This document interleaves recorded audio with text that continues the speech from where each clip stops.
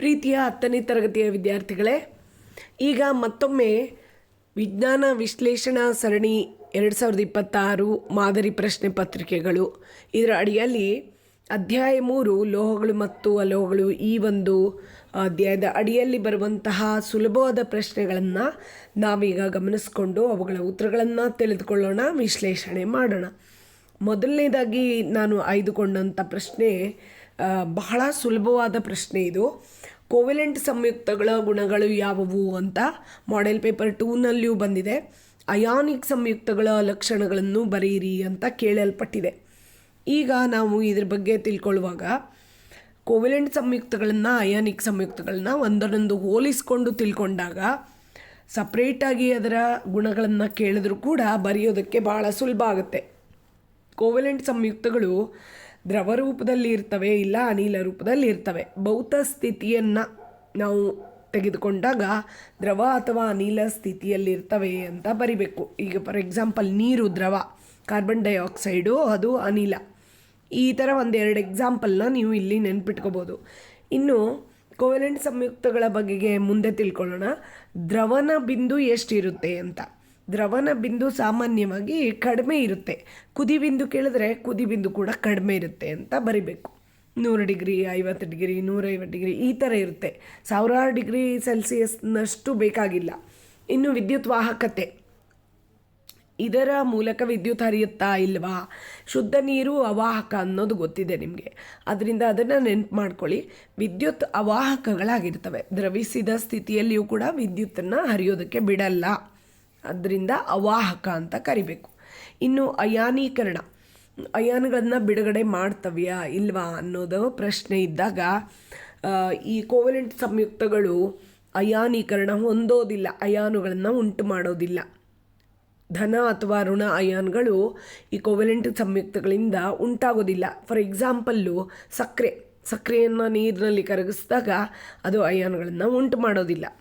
ಇನ್ನು ವಿಲೀನತೆ, ಸಕ್ಕರೆ ಕೋವೆಲೆಂಟ್ ಸಂಯುಕ್ತ ಆಗಿದ್ರೂ ನೀರಲ್ಲಿ ಕರಗುತ್ತೆ.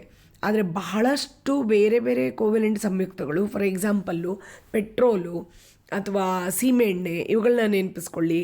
ಇವು ನೀರಿನಲ್ಲಿ ಕರಗೋದಿಲ್ಲ. ಆದರೆ ಬೆನ್ಝೀನ್ ಅಥವಾ ಪೆಟ್ರೋಲ್ನಲ್ಲಿ ಬೇರೆ ರೀತಿಯ ಕೋವೆಲೆಂಟ್ ಸಂಯುಕ್ತಗಳು ಕರಗ್ತವೆ. ಈ ಒಂದು ಈ ವಿಷಯಗಳನ್ನ ನೀವು ನೆನ್ಪಿಟ್ಕೊಳ್ಳಿ. ಇನ್ನು ಅಯಾನಿಕ ಸಂಯುಕ್ತಗಳ ಲಕ್ಷಣಗಳನ್ನು ಬರೆಯಿರಿ ಅಂತ ಕೂಡ ಪ್ರಶ್ನೆ ಬಂದಿದೆ.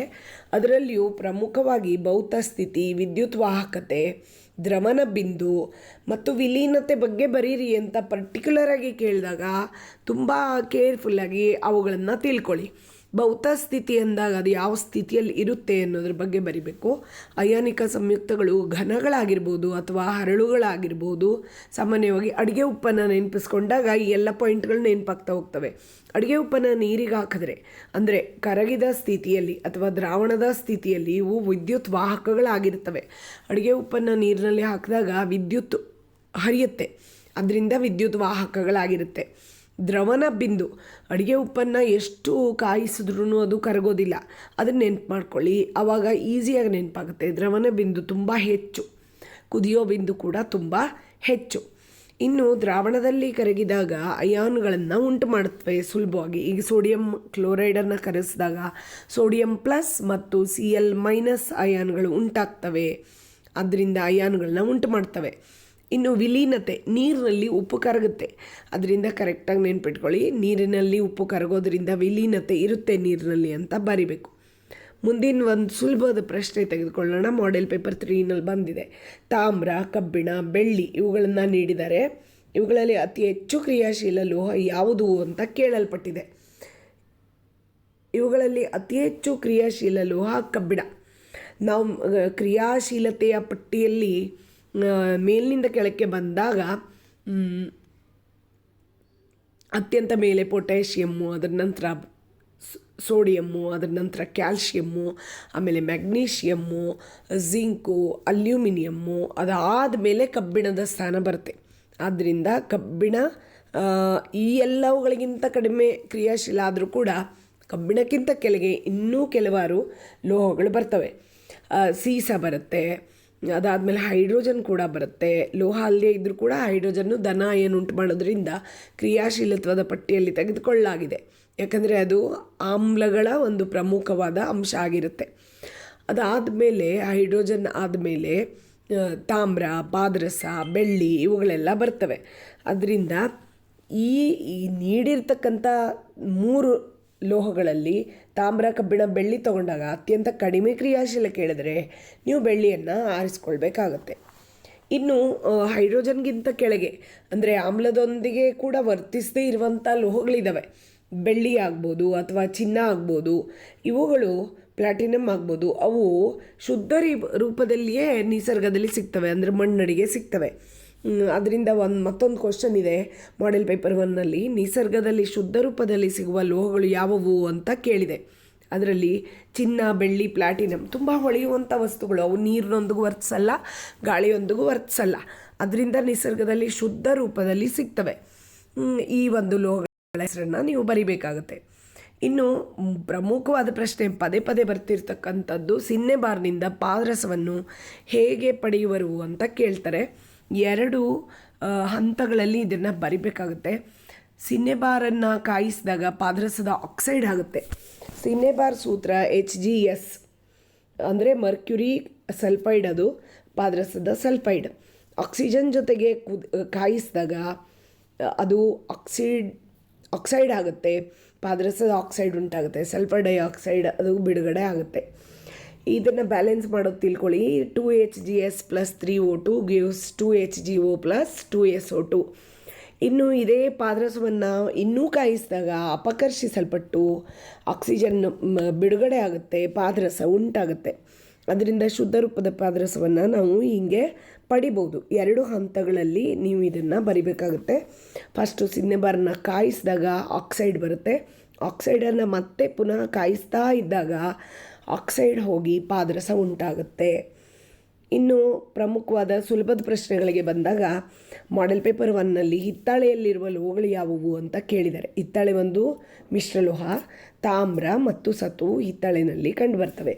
ಥರ್ಮೈಟ್ ಕ್ರಿಯೆ, ಇದರ ಅನ್ವಯಗಳು ಯಾವುವು ಅಂತ ಕೇಳಿದರೆ.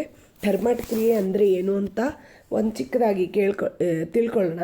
ಕಬ್ಬಿಣದ ಆಕ್ಸೈಡನ್ನು ಮತ್ತು ಅಲ್ಯೂಮಿನಿಯಂನ ಸೇರಿಸಿ ಚೆನ್ನಾಗಿ ಕಾಯಿಸಿದಾಗ ಕಬ್ಬಿಣ ಉತ್ಪತ್ತಿಯಾಗುತ್ತೆ. ಇದು ಒಂದು ಸ್ಥಾನಪಲ್ಲಟನೆ ಕ್ರಿಯೆ. ಅಲ್ಯೂಮಿನಿಯಂ ಕಬ್ಬಿಣಕ್ಕಿಂತ ಜಾಸ್ತಿ ಕ್ರಿಯಾಶೀಲ ಆಗಿರೋದ್ರಿಂದ ಕಬ್ಬಿಣವನ್ನು ಬೇರ್ಪಡಿಸುತ್ತೆ ಮತ್ತು ತನ್ನ ಆಕ್ಸೈಡನ್ನು ಉಂಟು ಮಾಡುತ್ತೆ. ಇದನ್ನು ಥರ್ಮೈಟ್ ಕ್ರಿಯೆ ಅಂತ ಕರೀತಾರೆ.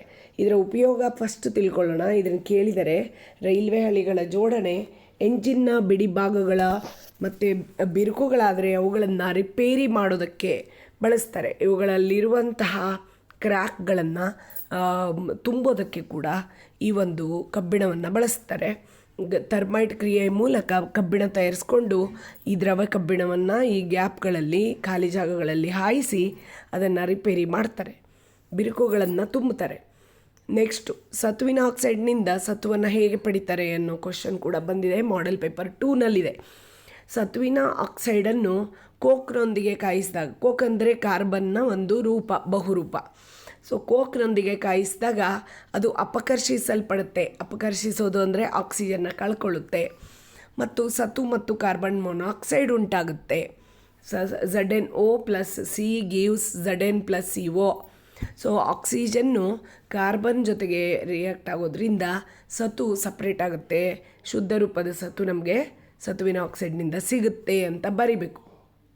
ಇನ್ನು ಮಾಡೆಲ್ ಪೇಪರ್ 3ನಲ್ಲಿ ಕ್ಯಾಲ್ಶಿಯಂ ನೀರಿನೊಂದಿಗೆ ವರ್ತಿಸಿದಾಗ ಏಕೆ ಬೆಂಕಿ ಉಂಟಾಗುವುದಿಲ್ಲ ಅಂತ ಒಂದು ಪ್ರಶ್ನೆ ಬಂದಿದೆ. ಸುಲಭದ ಪ್ರಶ್ನೆ ಇದು, 1 ಅಂಕದ್ದು.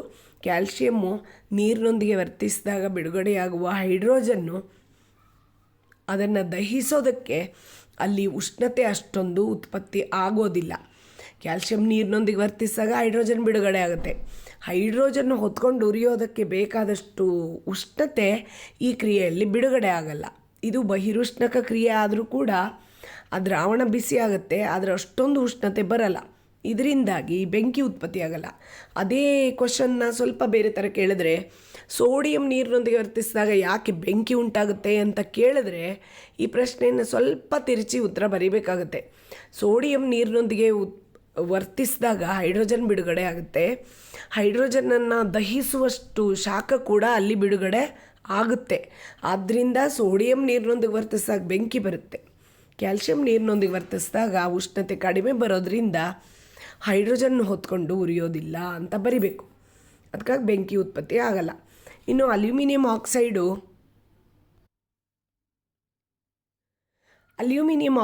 ಉಭಯಧರ್ಮಿ ಆಕ್ಸೈಡ್ ಯಾಕೆ ಅಂತ ಕೇಳ್ತಾರೆ. ಉಭಯ ಅಂದರೆ ಎರಡೂ ವಸ್ತುಗಳು ಅಂದರೆ ಇದು ಬಂದಿರೋದೇ ಆಮ್ಲ ಪ್ರತ್ಯಾಮ್ಲ ಪಾಠದಲ್ಲಿ. ಆಮ್ಲ ಮತ್ತು ಪ್ರತ್ಯಾಮ್ಲದೊಂದಿಗೆ ವರ್ತಿಸುವುದರಿಂದ ಇದನ್ನು ಉಭಯಧರ್ಮಿ ಅಂತ ಕರೀತಾರೆ ಅಂತ ಬರಿಬೋದು. ಭಾಳ ಸುಲಭದ ಪ್ರಶ್ನೆ, ಪದೇ ಪದೇ ಬರುತ್ತೆ.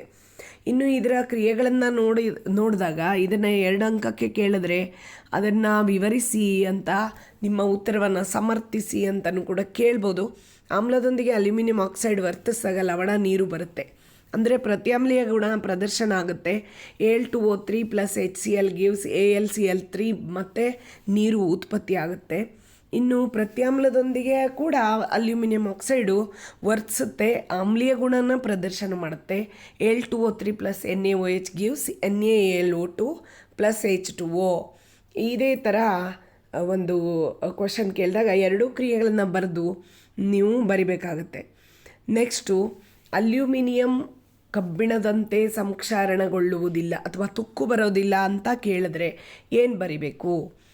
ಅಲ್ಯೂಮಿನಿಯಂ ಗಾಳಿಯಲ್ಲಿ ತೆಗೆದಿಟ್ಟಾಗ ಅಲ್ಯೂಮಿನಿಯಂ ಆಕ್ಸೈಡ್ ಉಂಟಾಗುತ್ತೆ. ಆದರೆ ಆ ಅಲ್ಯೂಮಿನಿಯಂ ಆಕ್ಸೈಡ್ನ ಲೇಪ ಲೋಹದ ಮೇಲೆ ಇರೋದ್ರಿಂದ ಮತ್ತೆ ಪುನಃ ಮುಂದುವರಿಯೋದನ್ನು ತಡೆಯುತ್ತೆ. ಅಂದರೆ ಗಾಳಿಯ ಜೊತೆಗೆ ವರ್ತಿಸೋದನ್ನು ಈ ಅಲ್ಯೂಮಿನಿಯಂ ಆಕ್ಸೈಡ್ನ ಲೇಪ ತಡೆಯುತ್ತೆ. ಅದರಿಂದ ನೀವು ನೋಡಿರ್ತೀರ, ಅಲ್ಯೂಮಿನಿಯಂ ಪಾತ್ರೆ ಇರ್ಬೋದು ಅಥವಾ ಯಾವುದೇ ವಸ್ತು ಇರ್ಬೋದು, ಮೇಲ್ಗಡೆಗೆ ಬಿಳಿ ಬಿಳಿ ಬೂದಿ ಥರ ಇರುತ್ತೆ. ಆದ್ದರಿಂದ ಇದು ಅಲ್ಯೂಮಿನಿಯಂ ಆಕ್ಸೈಡ್ ಆಗಿರುತ್ತೆ. ಅದರಿಂದ ಅದು ನಷ್ಟ ಆಗಲ್ಲ. ಅಲ್ಯೂಮಿನಿಯಂ ಪೂರ್ತಿಯಾಗಿ ಸ್ವಲ್ಪ ಮಟ್ಟಿಗೆ ಲೇಪ ಇದ್ದು ಅದು ಮುಂದುವರಿಯೋದನ್ನು ತಡೆಯುತ್ತೆ, ಸಂಕ್ಷಾರಣೆ ತಡೆಯುತ್ತೆ.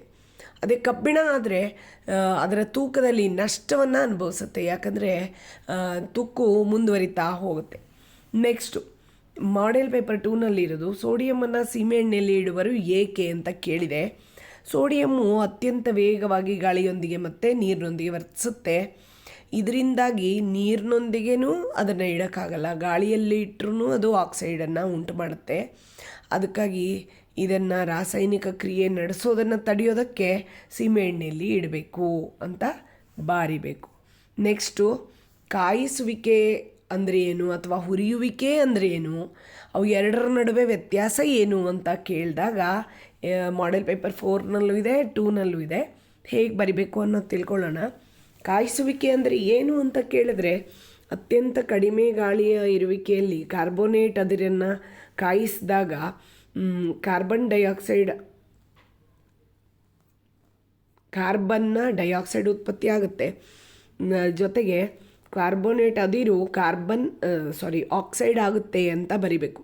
ಇನ್ನು ಹುರಿಯುವಿಕೆಯಲ್ಲಿ, ಈ ಹುರಿಯುವಿಕೆ ಅಂದರೆ ಏನು ಅಂತ ಕೇಳಿದ್ರೆ, ಸಲ್ಫೈಡ್ ಅದಿರನ್ನು ತುಂಬ ಚೆನ್ನಾಗಿ ಗಾಳಿಯನ್ನು ಪೂರೈಕೆ ಮಾಡಿ ಉರಿಸಿದಾಗ ನಮಗೆ ಸಲ್ಫೈಡ್ ಅದಿರು ಆಕ್ಸೈಡ್ ಆಗೋದನ್ನು ನೋಡ್ತೀವಿ. ಈ ಒಂದು ಕ್ರಿಯೆನೇ ಉರಿಯುವಿಕೆ ಅಂತ ಬರಿಬೇಕು. ವ್ಯತ್ಯಾಸ ಕೇಳಿದಾಗ ಎರಡರದ್ದು ಮೀನಿಂಗನ್ನು ಬರೆದ್ರೆ ಸಾಕಾಗುತ್ತೆ. ಸರಿಯಾದ ರೀತಿಯಲ್ಲಿ ಬರೆದ್ರೆ ಅದಕ್ಕೆ 2 ಅಂಕ ಕೂಡ ಸಿಗುತ್ತೆ. 2 ಪಾಯಿಂಟನ್ನು ಸಪ್ರೇಟ್ ಮಾಡಿ ಬರೀರಿ. ಗಾಳಿ ಇಲ್ಲದೆ ಕಾಯಿಸಿದ್ರೆ ಕಾಯಿಸುವಿಕೆ, ಗಾಳಿ ಚೆನ್ನಾಗಿ ಪೂರೈಸಿಬಿಟ್ಟು ಕಾಯಿಸಿದ್ರೆ ಅದು ಹುರಿಯುವಿಕೆ. ಕಾಯಿಸುವಿಕೆಯಲ್ಲಿ ಕಾರ್ಬೋನೇಟ್ ಅದಿರನ್ನು ಕಾಯಿಸ್ತಾರೆ, ಹುರಿಯುವಿಕೆಯಲ್ಲಿ ಸಲ್ಫೈಡ್ ಅದಿರನ್ನು ಕಾಯಿಸ್ತಾರೆ. ಅಷ್ಟಲ್ಲದೆ ಕಾಯಿಸುವಿಕೆಯಲ್ಲಿ ಕಾರ್ಬೋನೇಟ್ ಅದಿರು ಆಕ್ಸೈಡ್ ಆಗುತ್ತೆ, ಇಲ್ಲಿ ಸಲ್ಫೈಡ್ ಅದಿರು ಆಕ್ಸೈಡ್ ಆಗುತ್ತೆ ಅಂತ ಬರಿಬೇಕಾಗತ್ತೆ. ಇನ್ನು ಒಂದು ಪ್ರಶ್ನೆ ಇದೆ, ಮೊದಲನೇ ಪಾಠಕ್ಕೆ ಸಂಬಂಧಪಟ್ಟ ಪ್ರಶ್ನೆ. ಇದು ಲೋಹಗಳ ಬಗ್ಗೆನೂ ಇರೋದರಿಂದ ನಾನು ಇಲ್ಲಿ ತೆಗೆದುಕೊಂಡಿದ್ದೀನಿ. ಮೆಗ್ನೀಷಿಯಂ ಪಟ್ಟಿಯನ್ನು ಗಾಳಿಯಲ್ಲಿ ಉರಿಸಿದಾಗ ಬಿಳಿ ಜ್ವಾಲೆಯೊಂದಿಗೆ ಉರಿಯುತ್ತೆ. ಆವಾಗ ಉತ್ಪತ್ತಿಯಾಗುವ ವಸ್ತು ಯಾವುದು, ಈ ಕ್ರಿಯೆಯ ವಿಧ ಯಾವುದು ಅಂತ ಕೇಳ್ಬೋದು. ಮೆಗ್ನೀಷಿಯಂ ಆಕ್ಸೈಡ್ ಉತ್ಪತ್ತಿ ಆಗುತ್ತೆ. ಯಾವುದೇ ಲೋಹ ಆಕ್ಸಿಜನ್ ಜೊತೆಗೆ ಸೇರಿದಾಗ ಅದರ ಆಕ್ಸೈಡನ್ನು ಕೊಡುತ್ತೆ. ಇದು ಒಂದು ರಾಸಾಯನಿಕ ಸಂಯೋಗ ಅಥವಾ ಬಹಿರುಷ್ಣಕ ಕ್ರಿಯೆ. 2Mg + O2 gives 2MgO ಅಂತ ನಾವಿಲ್ಲಿ ತಿಳ್ಕೊಬಹುದು. ಸೊ ಇಲ್ಲಿಗೆ 3ನೇ ಅಧ್ಯಾಯ ಲೋಹ ಮತ್ತು ಅಲೋಹಗಳ ಬಗೆಗೆ ನಾನೀಗ ವಿವರಿಸಿ ಮುಗಿಸಿದ್ದೀನಿ. ಇವುಗಳನ್ನು ಚೆನ್ನಾಗಿ ಓದ್ಕೊಂಡು ಪಕ್ಷದಲ್ಲಿ ಭಾಳಷ್ಟು ಪ್ರಶ್ನೆಗಳು ರಿಪೀಟ್ ಆಗೋದ್ರಿಂದ ನಿಮಗೆ ಉತ್ತಮ ಅಂಕಗಳನ್ನು ಪಡೆಯೋದಕ್ಕೆ ಇದು ಸಹಾಯ ಆಗಬಹುದು ಅಂತ ನಾನು ಭಾವಿಸ್ತಾ ಎಲ್ಲರಿಗೂ ಬೆಸ್ಟ್ ಆಫ್ ಲಕ್ ಹೇಳ್ತಾ ಇದ್ದೀನಿ. ಓದ್ಕೊಳ್ಳಿ ಚೆನ್ನಾಗಿ.